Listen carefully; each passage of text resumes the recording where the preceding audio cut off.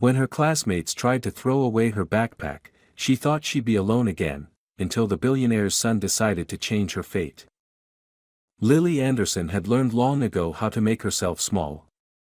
At 6 years old she knew how to hold her red backpack close to her chest like a shield, how to lower her head so no one noticed the trembling of her lips, and how to hide the hunger that twisted inside her every morning when she walked into school pretending she had already eaten. That day the schoolyard was loud with the usual chaos of morning recess, but Lily felt each sound painfully sharp as she stood alone near the fence, hoping no one would notice her. But they always did. A group of kids spotted her and quickly drifted toward her like a pack that had found easy prey. The leader of the group, a boy with a smirk too big for his face, reached for her backpack. "Let's throw away her bag," he shouted, laughing as the others echoed him, excited by the thought of tormenting someone weaker. Lily's fingers tightened around the straps until her knuckles turned white, and she backed up a step, then another, her heart pounding so loudly she could barely hear anything else. She wanted to tell them to stop, wanted to shout, wanted to run, but her voice never came when she needed it. She felt the familiar sting behind her eyes as fear wrapped around her ribs, squeezing tighter with every second she stood there. Just as the boy lunged forward to yank the backpack from her arms, a sharp, commanding voice sliced through the commotion. "Hey! Leave her alone." The change was immediate, the kids froze and turned as one. Standing behind them was Thomas Harris, a 13-year-old whose presence carried more weight than any teacher's. He was tall for his age, with a confident, almost adult posture, his brown hair neatly styled as if he had walked out of a magazine. He wore a crisp white shirt, light blue trousers, and a matching blazer, clothes that made everyone instantly remember who he was, the son of one of the richest men in the state. But it wasn't his wealth that silenced the bullies. It was the intensity in his blue eyes, a cold warning that made even the loudest kids take a step back. Thomas didn't raise his voice, but somehow his words felt heavier than a shout. "I said leave her alone," he repeated, and this time it sounded like a promise rather than a threat. The boy who had tried to grab Lily's backpack muttered something under his breath and backed away. One by one the others followed, scattering across the yard as if nothing had happened. The moment they were gone, the harsh tension in the air collapsed, leaving Lily standing alone again, but this time with someone on her side. Thomas walked up to her slowly, not wanting to startle her. She looked up at him through watery eyes, confused why someone like him would bother with someone like her. He crouched down so their eyes were level, lowering himself carefully as if approaching a frightened animal. Up close he could see how thin she was, how her shirt sleeves were worn at the edges, how small her hands looked around the backpack she clutched to her chest. "Are you okay?" he asked gently, though his voice still carried the echo of anger he'd felt moments earlier. Lily didn't trust her voice enough to speak, so she only nodded. A tear slid down her cheek anyway, betraying her attempt at bravery. Thomas noticed the tear, the trembling, the desperate way she held the bag, and something inside him tightened in a way he didn't fully understand. He had seen her around school before, sitting alone at lunch, eating only a piece of bread some days, wearing the same clothes week after week. He had noticed her, but for the first time he truly saw her. He glanced at her backpack again and realized with a jolt just how light it looked, how it practically folded in her arms. "Hey," he said softly, "you don't have to let them treat you like that. Not while I'm here." She stared at him, as if trying to figure out whether he meant it or whether this was another trick life was playing on her. He offered his hand, not forcing her but giving her the choice. After a moment of hesitation, Lily placed her small hand in his. It felt fragile, but Thomas squeezed gently, steadying her. Without another word he led her away from the spot where she'd been cornered, shielding her from the curious looks of other students as they walked. Lily didn't know why he cared. And Thomas didn't know why seeing her cry made something in his chest twist uncomfortably. But as he guided her across the yard, both of them sensed, without fully understanding, that this moment was the beginning of something neither of them could have predicted. Thomas didn't let go of Lily's hand until they were far away from the part of the schoolyard where the other children had cornered her. He stopped beneath a large oak tree near the edge of the playground, a place quieter and less exposed. Lily kept her eyes lowered, still shaken, her red backpack pressed tightly against her chest as if it were the only thing holding her together. Thomas watched her for a moment, trying to understand how someone so small could look so exhausted, as if she had lived far more years than 6. He crouched down again, lowering himself slowly so he wouldn't frighten her. "You don't have to be scared anymore," he said carefully, but Lily only shook her head, wiping her cheek on the sleeve of her white shirt. He noticed then that the shirt was a little too big, the collar loose, the cuffs frayed. Her red tie hung awkwardly to the side, clearly tied by someone who wasn't used to dressing a child for school. She looked painfully fragile, not in a delicate, gentle way, but in a way that spoke of neglect, hunger, and loneliness. Thomas sat down beside her on the grass, not too close, giving her space while still staying near enough to show she wasn't alone. "They shouldn't talk to you like that," he said, his voice steady and resolute. "I won't let them do it again." Lily blinked up at him with wide, uncertain blue eyes. She wasn't used to kindness. And certainly not from someone like him, someone older, confident, wealthy, admired, someone who could cross the yard and silence an entire group of children without raising his voice. She hesitated before whispering, barely audible, "They don't like me." Thomas felt something sting in his chest. "They're idiots," he answered without hesitation. "And you don't have to care what idiots think." It was such a simple sentence, yet so foreign to Lily that she stared at him as if he had spoken another language. Her fingers loosened slightly on the backpack straps, but she still looked ready to run if anyone approached. Thomas noticed how she kept glancing around, her shoulders tight, her posture small. It wasn't fear of the bullies now, it was fear of everything. Trying to distract her, he nodded at her backpack. "Is there anything in there?" he asked gently, hoping to spark a conversation. Lily hesitated, then unzipped it slowly. Inside was a single notebook with bent corners, a dull pencil, and a pack of crackers that looked several days old. Nothing else. No lunch. No water bottle. No extra sweater. Nothing a 6-year-old should be without. Thomas's stomach tightened at the sight.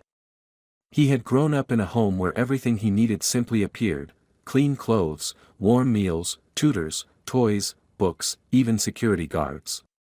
It had never occurred to him that another child in the same school could have so little. "Is that all you brought to school?" he asked softly. Lily lowered her gaze again. "I don't need more," she whispered, but even she didn't sound convinced. Before Thomas could say anything else, the bell rang, echoing across the playground. Children rushed toward the building, laughing and pushing each other as they went. Lily flinched at the noise. Thomas immediately stood and positioned himself slightly in front of her so she wouldn't feel exposed. "Come on," he said quietly. "I'll walk with you." She followed him through the crowd, staying close enough that her shoulder brushed the back of his blazer. Some kids stared as they walked. The wealthy, admired Thomas Harris walking beside the small, quiet girl no one paid attention to. A few whispered, but none dared to approach. When they reached the classroom door, Thomas turned to her. "If anyone bothers you today, you tell me," he said firmly. "Even if it's someone older." Lily didn't nod or promise anything, but her hand tugged lightly at his sleeve, a tiny gesture of gratitude, as if she didn't know how to say thank you out loud. Thomas felt the tug all the way to his chest. He gently squeezed her hand before letting go. As Lily slipped into the classroom, he watched her take her usual seat at the far back, next to the window. She always sat alone. He made a silent decision in that moment, one that surprised even him. He wasn't going to let her be alone anymore. Not in the classroom. Not in the hallways. Not in life. Even as he walked to his own classroom down the hall, he felt something new settle in him, a firm, protective resolve he had never felt before. He didn't know why he cared so much about a girl he had barely spoken to until today, but he knew one thing for certain: whatever had happened to her before, whatever had made her so small and frightened, he wasn't going to let it happen again. For Lily, the day had begun like every other, with fear, hunger, and loneliness. But as she glanced toward the hallway and caught a glimpse of Thomas walking away, something unfamiliar sparked inside her. For the first time in a very long time, she didn't feel completely invisible. Lily kept glancing toward the door throughout the morning, as if checking whether Thomas might suddenly appear again. She didn't understand why he had helped her or what someone like him could possibly want from someone like her, but the memory of him stepping between her and the bullies replayed in her mind like a scene she couldn't quite believe had actually happened. Every time she thought of his voice, firm, calm, certain, her chest warmed with a feeling she had almost forgotten existed: safety. Still, old habits were stronger than hope. She kept her head low during lessons, answered softly when called on, and folded her hands on her desk so tightly her fingers ached. She didn't dare expect anything to truly change. Children like her didn't get rescued. Not in real life. At lunch she sat alone, as usual, at the small back table where nobody else wanted to sit. She opened her red backpack and took out the pack of stale crackers she had saved from the day before. They were soft and tasteless, but she ate them slowly, pretending she wasn't still hungry. She watched other kids laughing, trading snacks, waving to their friends. One girl tossed her half-eaten sandwich into the trash like it meant nothing. Lily's stomach twisted painfully. She tried to distract herself by drawing in her notebook, but her pencil was too short and the eraser had already worn down to the metal. She pressed it carefully against the page, sketching little flowers to calm her mind.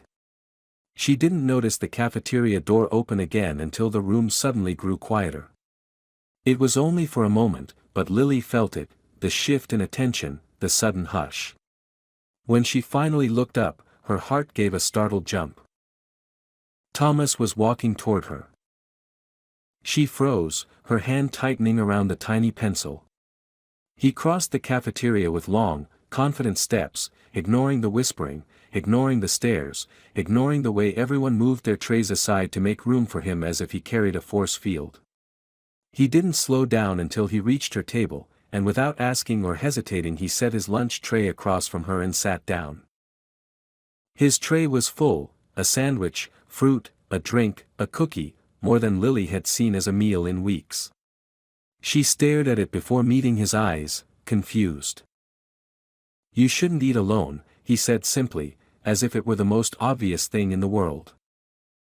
Lily blinked at him, unsure how to respond. She looked down at her pack of crackers, suddenly embarrassed.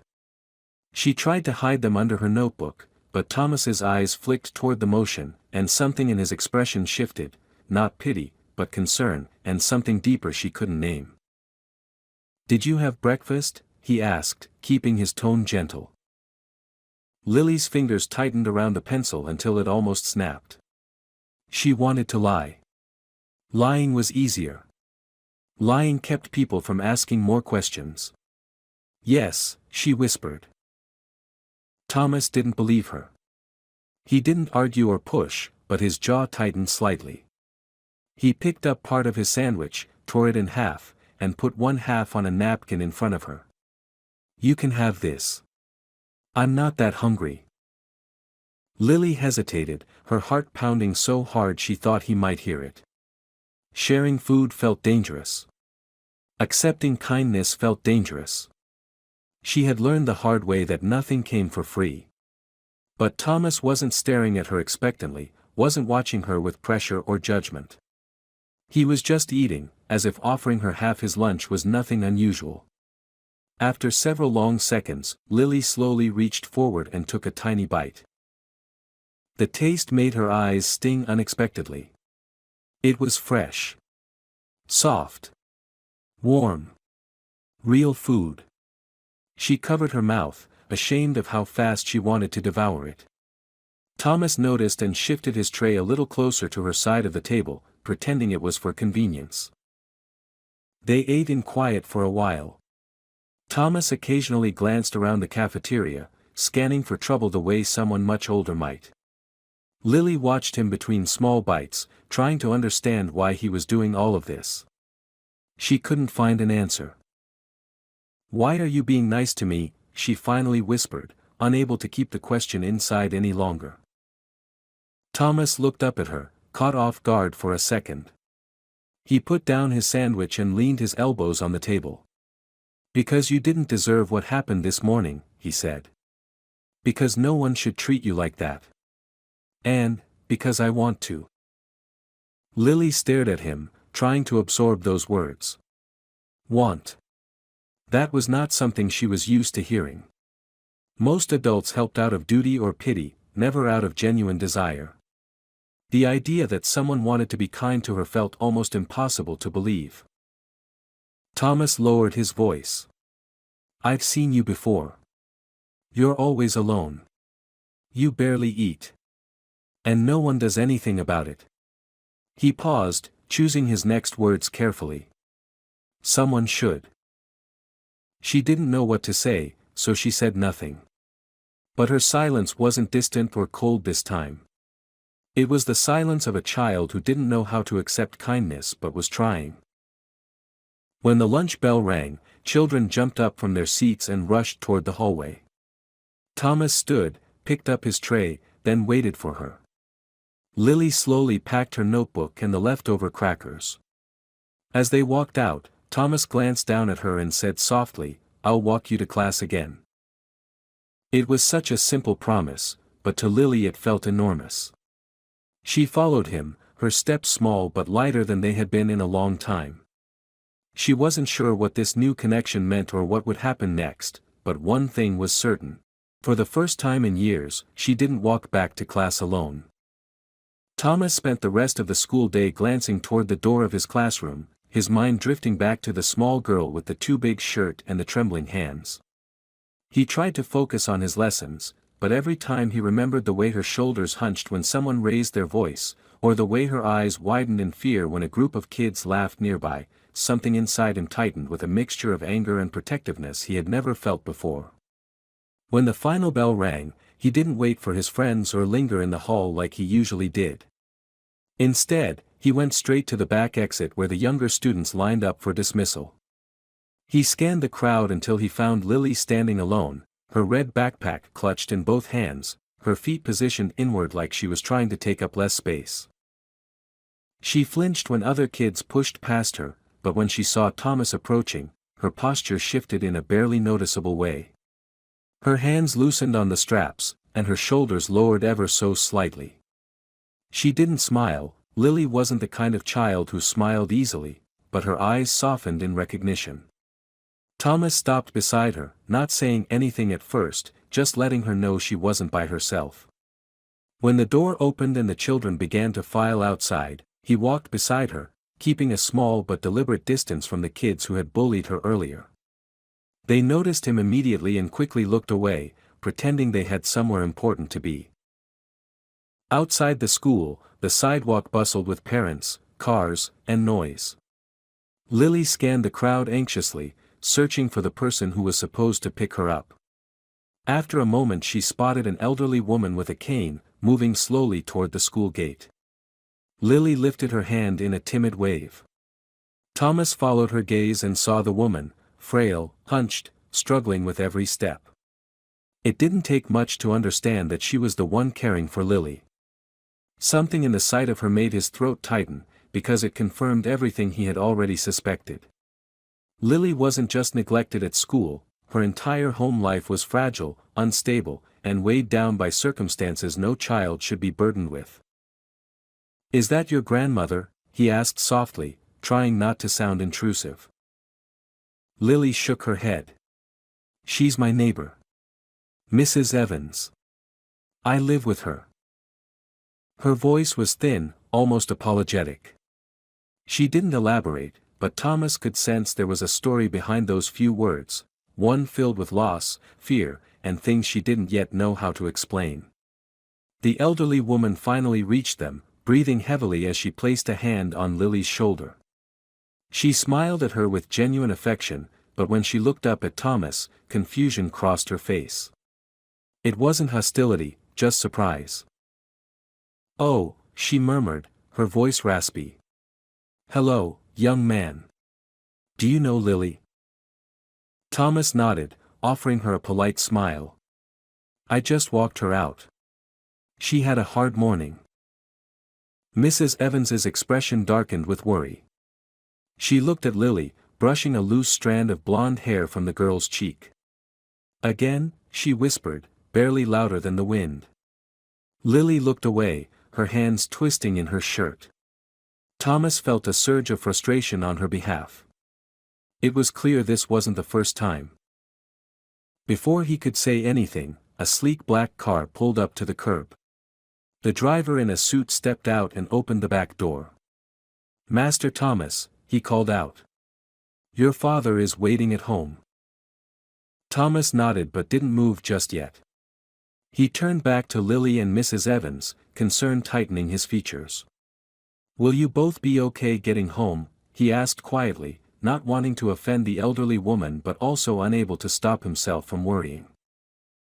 Mrs. Evans gave a weak smile. "We manage," she said, though her voice didn't carry much conviction. She tightened her grip on Lily's shoulder as if the girl was her anchor in the world, not the other way around. Lily lifted her eyes to Thomas, and for the first time there was a flicker of something that almost resembled fear of losing something, not fear of danger, but fear of losing a moment of comfort. "Thank you," she whispered, her voice barely audible. Thomas hesitated, torn between the expectation to leave and the sudden reluctance to walk away from Lily. But he finally nodded and stepped back. "I'll see you tomorrow," he said, his voice low, serious, and full of promise. The driver closed the door behind him, and the car pulled away from the curb. Through the tinted window, Thomas looked back one last time. Lily was holding onto the elderly woman's arm, guiding her gently, almost protectively, despite being so small herself. The sight made something inside him shift, something he couldn't fully name yet but felt deeply. When he reached home, the mansion loomed tall and imposing, as it always did. The moment he stepped inside, the quiet luxury surrounded him: polished floors, soft lights, the faint scent of expensive candles. Normally he walked through it without a second thought, but today it felt different. Today, he couldn't stop remembering Lily's faded shirt, her empty backpack, her thin arms wrapped around a single pack of crackers. In the grand dining room, his father, William Harris, was seated at the long table reviewing documents. He glanced up briefly as Thomas entered. "You're late," he said with mild disapproval, though he wasn't truly angry. Thomas hesitated, the image of Lily standing alone burned into his memory.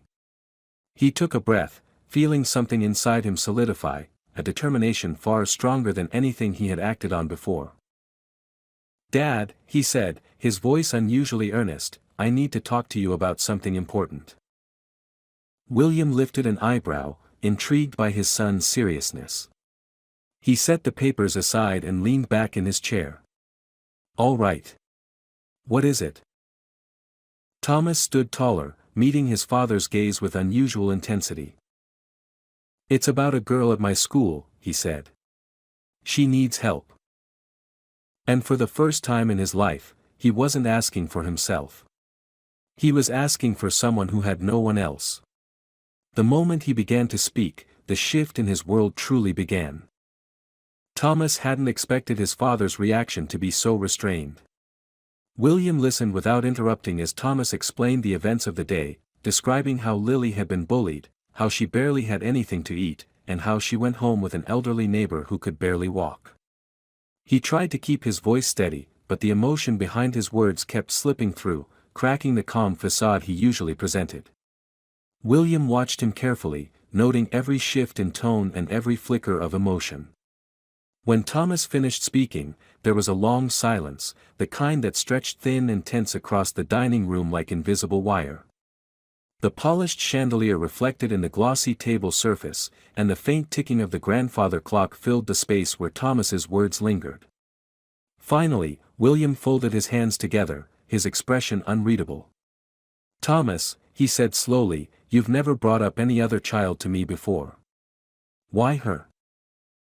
Thomas hesitated, searching for words that felt both true and understandable. Because no one else helps her, he said. Because she's alone. And she's just a little kid. She shouldn't have to deal with any of that. His voice grew quieter as he added, I couldn't just pretend I didn't see it. William leaned back slightly, his eyes narrowing in thought.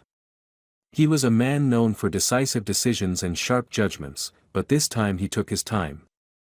You care about this girl, he stated, not as a question but as an observation. Thomas didn't flinch. Yeah. I do. Unexpectedly, William's expression softened, only for a second, but enough for Thomas to see it. Your mother would have liked that, he murmured, almost to himself. Thomas stiffened. His mother had died years ago, and William rarely mentioned her except in passing. They didn't talk about her often because it still hurt, even after all this time, but Thomas knew she had been compassionate in ways his father struggled to be. For a moment, he wondered what his mother would have said if she had seen Lily, what she might have done. Before the moment could drift into silence again, William straightened, returning to his pragmatic tone. All right, he said. I'll arrange something. Thomas blinked. What do you mean? We will look into her situation, William continued. Her living arrangements, her caretakers, her necessities. If the child is as vulnerable as you describe, there must be some support she's not receiving. He paused, then added, we will not interfere recklessly, but we will make sure she isn't being neglected. A wave of relief washed over Thomas, but it was quickly replaced by something like awe. His father was actually going to help. That meant lawyers, investigators, social workers, resources Lily could never even dream of. Thomas felt a tight knot in his chest loosen. Thank you, he breathed. Really? William nodded once, as if the matter were settled. You have a good heart, he said quietly, surprising Thomas again. Don't lose that. That night, Thomas couldn't focus on anything, not his homework, not his video games, not even the dinner his chef prepared. His mind kept returning to Lily's small figure beside Mrs. Evans, her tiny hand supporting someone who should have been supporting her. He wondered if she had enough to eat for dinner, if she slept in a warm house, if she had someone to tuck her in or ask about her day. The more he thought about it, the more certain he became that Lily needed far more than a defender at school. She needed someone who wouldn't disappear when the bell rang. She needed someone to stay. Meanwhile, across town in a small, run-down apartment, Lily sat at a wobbly kitchen table with a single dim lamp illuminating the peeling wallpaper. Mrs. Evans moved slowly around the tiny kitchen, trying to prepare a modest meal with the few ingredients she had. Lily swung her feet off the edge of the chair, watching her with a mixture of love and guilt. She tried to help, but Mrs. Evans insisted she sit and rest, her voice gentle but strained. Were the children kind today? Mrs. Evans asked without turning around, stirring a pot on the stove. Lily hesitated, clutching the edge of the table. She thought about the bullies, the cruel laughter, the moment her backpack was nearly thrown away. Then she thought about Thomas stepping in front of her like a shield. Someone helped me, she whispered. Mrs. Evans turned her head. Oh. Lily nodded slowly. A boy. He stopped them. And he ate lunch with me. Mrs. Evans's face softened with visible relief. That was kind of him. Lily lowered her eyes. Do you think he'll be there tomorrow too? The question was small, but it shook her voice just enough for Mrs. Evans to hear the hope beneath it. Mrs. Evans came to sit beside her, placing a fragile hand over Lily's. If he's the kind of boy who helped you once, sweetheart, then he might be the kind of boy who won't stop helping. Lily didn't know how to explain it, but she felt something shift inside her chest, something quiet but strong. For the first time, the future didn't feel like an endless dark hallway. There was a boy at school who cared whether she was okay, who saw her even when everyone else walked past. And somewhere across town, Thomas lay awake imagining how to make sure she never felt alone again. That night, before falling asleep, Lily wrapped her arms around her red backpack like it was a blanket.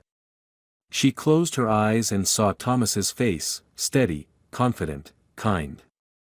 She didn't know his world was already moving in her direction, reshaping itself around her presence. But she felt something warm and new settle inside her. Tomorrow didn't seem as frightening anymore. Tomorrow might even be different. Tomorrow, she might not walk alone.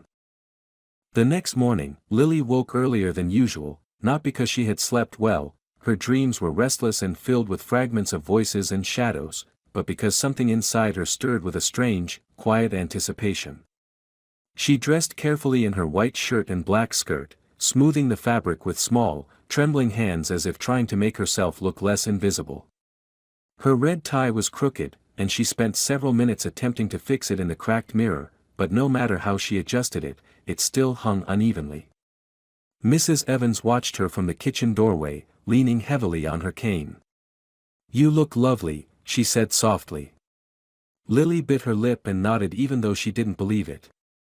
She wasn't thinking about her clothes, she was thinking about whether Thomas would be waiting at school, whether yesterday had been real or just a brief moment of kindness that would fade like all the others she barely remembered.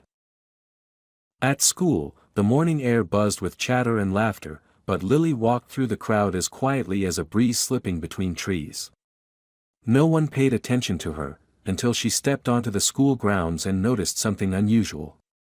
Thomas was already there. He stood near the entrance, leaning against the brick wall, hands in the pockets of his blue blazer, scanning the area with a focused intensity. When he saw Lily approaching, his expression softened, and he straightened up immediately. It was so unexpected that Lily froze for a second. Thomas didn't wave or call out, he simply walked toward her with quiet determination, stopping just close enough that she could feel his presence like a protective shield.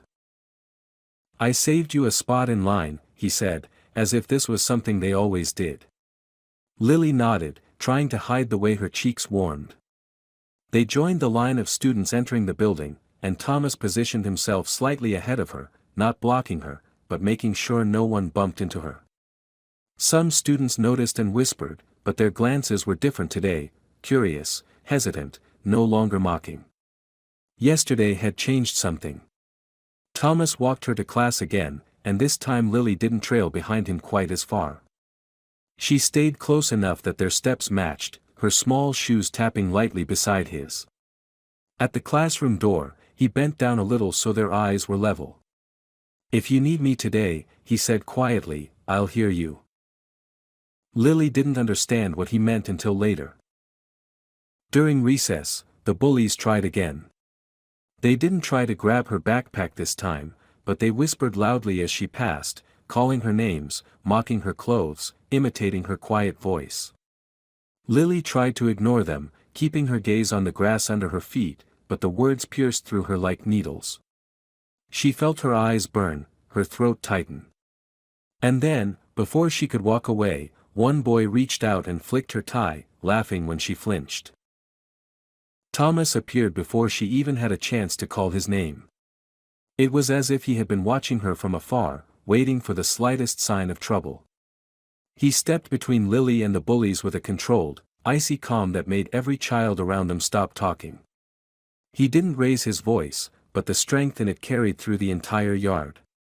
"Touch her again," he said, "and you'll answer to me." The boys backed away immediately, their bravado evaporating under Thomas's steady stare. He didn't threaten them physically, but his confidence, his status, his presence, was enough. They muttered something under their breath and hurried away. Lily stared at him with wide, stunned eyes. She hadn't even spoken, but he had come anyway. "Are you okay?" Thomas asked, turning to her. Lily nodded, though her breath trembled. He reached out, hesitated, then gently straightened her red tie, smoothing the fabric with surprising care for a 13-year-old boy. She stood completely still, hardly daring to breathe, not because she was afraid, but because she didn't want the moment to end. The rest of the day passed more quietly for her. At lunch, Thomas sat with her again, this time at a table closer to the windows where the light filtered softly across the floor. He shared some of his food without making it a big gesture. He talked just enough to keep her from fading back into silence, but not so much that she felt overwhelmed. She even whispered a few things, small sentences, but enough for him to catch glimpses of the person she could be if life had been kinder to her. That afternoon, something unexpected happened. When Mrs. Evans arrived to pick Lily up, a well-dressed man in a suit approached her, one of the private investigators William Harris had hired early that morning. Thomas wasn't there to witness it, but he heard about it later from the driver who picked him up. The investigator had spoken kindly but firmly, asking questions about Lily's living conditions, her family situation, her support system. Mrs. Evans had been startled, even frightened, but she answered truthfully. She explained that Lily's mother had passed away, that her father had abandoned her, that she had taken Lily in only because she couldn't bear to see the child alone. But she admitted she was old, sick, and struggling to provide even the basics. She confessed she didn't know how much longer she could care for her. When Thomas heard this, a knot formed deep in his stomach. He sat silently in the back seat of the car, staring out the window but seeing only Lily's small hands holding her worn backpack. He realized she was standing on a cliff's edge without knowing it, one wrong step from losing the only home she had, fragile as it was. That night, William called Thomas into his study. Papers were spread across the desk, documents outlining Lily's situation. "She needs immediate intervention," William said. "If we do nothing, she'll end up in the system. And from what we've learned, that might not be the best place for her." Thomas felt his chest tighten in fear for her. "What can we do?" William looked at him with a level gaze. "We can offer help. Real help. But only if Mrs. Evans agrees." Thomas didn't hesitate. "Then we have to make sure she does." He didn't know yet what shape that help would take, legal guardianship, financial support, medical care, or something even larger, but he knew one thing with absolute certainty. He wasn't going to let Lily slip through the cracks. Not while he had the power to reach out and catch her. Mrs. Evans barely slept that night. She sat at her old kitchen table long after Lily had fallen asleep on the small couch nearby, wrapped in a thin blanket and hugging her red backpack like it was a lifeline. The investigator's visit had left her shaken, not because he was unkind, but because he had forced her to face truths she had been trying to ignore for too long. Her health was fading, her strength was failing, and no matter how fiercely she loved Lily, love alone couldn't fill an empty refrigerator or keep the electricity on or guarantee a child's future. She looked at the sleeping girl, those tiny curled fingers, the slight rise and fall of her chest, the faint traces of exhaustion etched into her features, and tears stung her eyes. She knew she was reaching a point where she would no longer be able to protect Lily from the world, and the thought broke her heart. The next morning, she walked Lily to school with more difficulty than usual. Her legs trembled, her breathing came short, but she forced herself forward, one step at a time, because Lily's small hand in hers gave her the strength. When they reached the school gates, Thomas was already there again. He left the group of boys he normally stood with and approached Lily instantly, as if drawn to her by instinct. Mrs. Evans watched the way his posture changed, how he straightened, how his gaze softened, how he positioned himself protectively near Lily without making it obvious. She could tell in a single glance that he cared deeply, more deeply than most children his age ever dared to. "Good morning," Thomas said quietly, offering Lily a soft smile. She lifted her head, shy but undeniably comforted by his presence. "Hi," she whispered, her voice barely above the morning breeze. Then, turning to Mrs. Evans, he said, "I spoke with my dad last night. He wants to help." Mrs. Evans had expected this, but hearing it from Thomas made it feel more real. She nodded slowly, her voice trembling as she answered, "I know. Someone came yesterday." Thomas glanced at Lily, who was pretending not to listen but clearly absorbing every word. He lowered his voice. He only wants what's best for her. We both do. Mrs. Evans's eyes softened, though sadness flickered behind them. I believe you, Thomas. I truly do. But what's best for her might mean. She paused, swallowing the emotion threatening to escape. It might mean not living with me anymore. The words hit Lily like a sudden gust of cold wind. Her head snapped up, panic flashing across her face. No, she whispered, gripping her backpack strap so tightly her knuckles turned white. I don't want to go. Thomas immediately stepped closer, not touching her but giving her presence, solid, calm, anchoring. No one is taking you anywhere today, he said firmly. We're just trying to make sure you're safe. But Lily's breathing grew shallow. The world had taken so much from her already, her mother, her father, her sense of security. The thought of losing the only person who had tried to care for her was unbearable. Tears pooled in her eyes, but before they could spill, Thomas knelt down in front of her, leveling himself with her terrified gaze. Lily, he said softly, I'm not letting anything bad happen to you. Do you understand? Not now. Not ever. His words were steady, and something in them calmed her trembling, if only a little. Mrs. Evans watched the exchange with a heavy heart. There was a bond forming between them, one deeper than friendship, one that felt almost fated. And as much as she feared losing Lily, she also knew that Thomas might be the key to giving Lily a life she could never provide alone. That afternoon, after school, everything changed. Mrs. Evans received a call asking her to come to the Harris estate to discuss options for Lily's care. She didn't want to bring Lily at first, but Lily refused to stay behind. So they traveled together, Mrs. Evans leaning on her cane, Lily clutching her red backpack like a shield. When they arrived, the mansion towered above them like something out of a dream or a movie.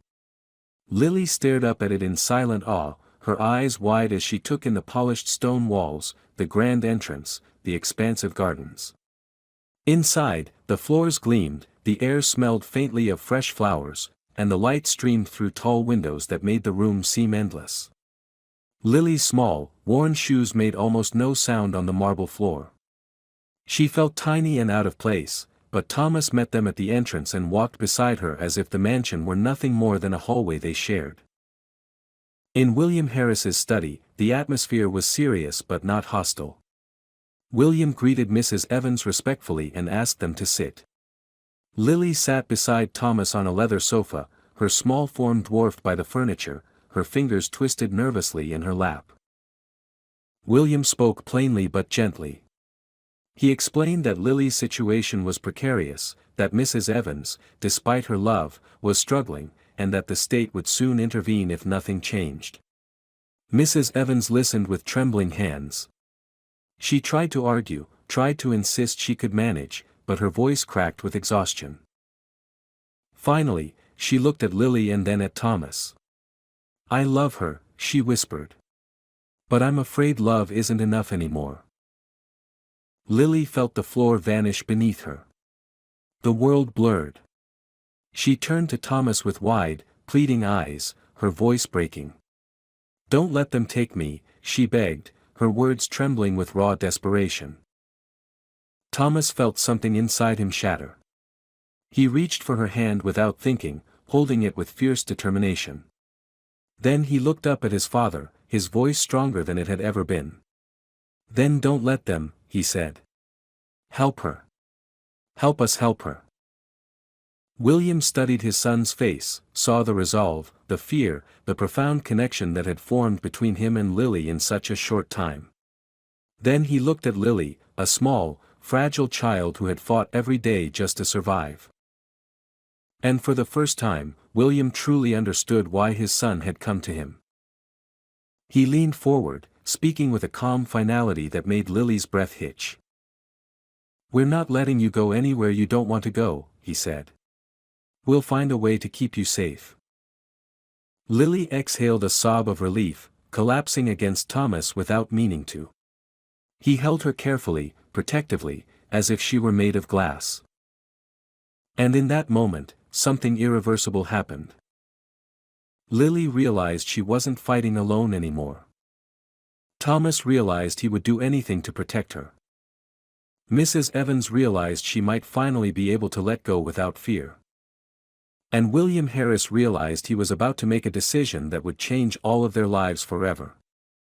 William didn't make decisions impulsively, not in business and certainly not in matters that involved the well-being of a child. But as he glanced between Thomas, who sat rigid with determination, and Lily, who clung to the boy's sleeve as though it were the last piece of solid ground in her crumbling world, he understood that this was not just another complicated situation he could analyze on paper. This was a turning point in all their lives, one that demanded more than logic. Mrs. Evans, exhausted and pale, sat with her hands trembling slightly in her lap. She had spent so much of her strength trying to shield Lily from the harshness of the world, and yet she could feel herself slipping, her body faltering where her heart refused to. She looked at Lily and then at the grand room around her, realizing that the future she could offer was shrinking to a thin thread she could barely hold on to. "I want what's best for her," Mrs. Evans whispered, her voice cracking with the weight of the truth she had avoided for too long. "But I'm not sure I can give her that anymore." Lily turned toward her with wide, terrified eyes. "No," she choked out. "Don't leave me. I'll be good, I'll help you, she couldn't finish the sentence. Her words dissolved into small sobs that shook her narrow shoulders. Thomas reacted before anyone else. He moved closer, placing his hand gently on her arm, guiding her into a steadier breath. "Lily," he murmured, his voice low but firm, "you're not being left. You're being looked after. There's a difference." She didn't fully understand that difference yet, but something in Thomas's presence steadied her enough to listen. William folded his hands on the desk, his expression thoughtful rather than cold. "Mrs. Evans," he said, "you've done more for this child than most people would. And no one here wants to take her away from you. But we can help. We can make sure she has everything she needs: school, meals, medical care, stability." He paused, letting the weight of his words settle gently. "We can support you as her guardian. Or, if you feel it's too much, we can assume guardianship with your blessing and keep you involved in her life." The room felt suspended in a breathless pause. Lily looked between them with fear and faint hope battling inside her. She didn't want to lose Mrs. Evans, but she also didn't want to return to a life where hunger, fear, and loneliness wrapped around her like a second skin. Mrs. Evans closed her eyes for a long moment, and when she opened them again they were filled with tears.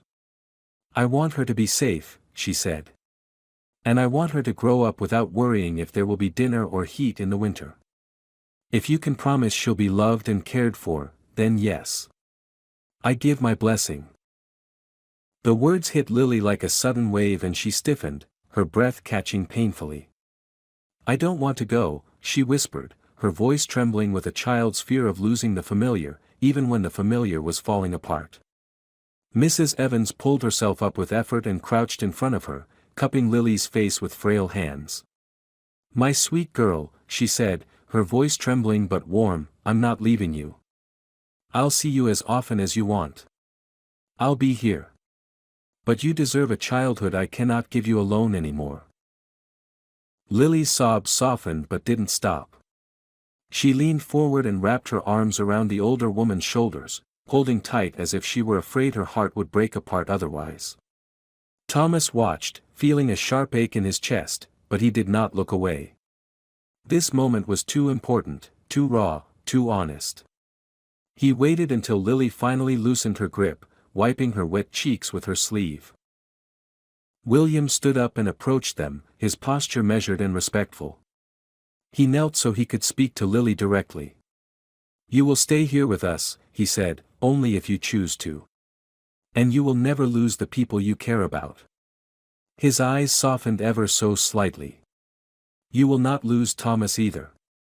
He will always be here." The reassurance made Lily's breath steady. She turned her head toward Thomas, searching his face for truth. He nodded once, not dramatically but with unwavering sincerity. "I'm not going anywhere," he said quietly. "Never." That was the moment everything shifted. The weeks that followed were overwhelming for Lily, but they were also filled with moments she had never experienced before. She had her own room in the Harris home, a soft bed, a window with curtains that didn't hang crooked, a closet with clothes that actually fit her, books and toys she didn't dare touch at first because they looked too perfect. She ate meals that didn't leave her stomach aching with emptiness. She learned how to sleep without listening for danger in the shadows. Thomas was with her through all of it. He walked her to school every morning and waited for her outside her classroom every afternoon. He helped her with homework, taught her games, showed her the garden, introduced her to parts of the world she had never imagined. He defended her when anyone looked at her the wrong way. He was patient with her silence, gentle with her fears, and steady when she felt overwhelmed by all the newness. And slowly, Lily's spirit began to strengthen. Her laugh, soft and hesitant at first, became something that warmed the entire household. Mrs. Evans visited often, and Lily would run to her with excitement rather than fear. It wasn't loss. It was a new way of keeping the people she loved. But the most surprising change was in William. He started spending more time at home, asking Lily about her day, teaching her small things, watching her grow. Helping her brought out the part of him that had gone quiet after losing his wife. Lily's presence pulled feelings from him he thought he had buried years ago. He began to understand why Thomas had fought so hard for her.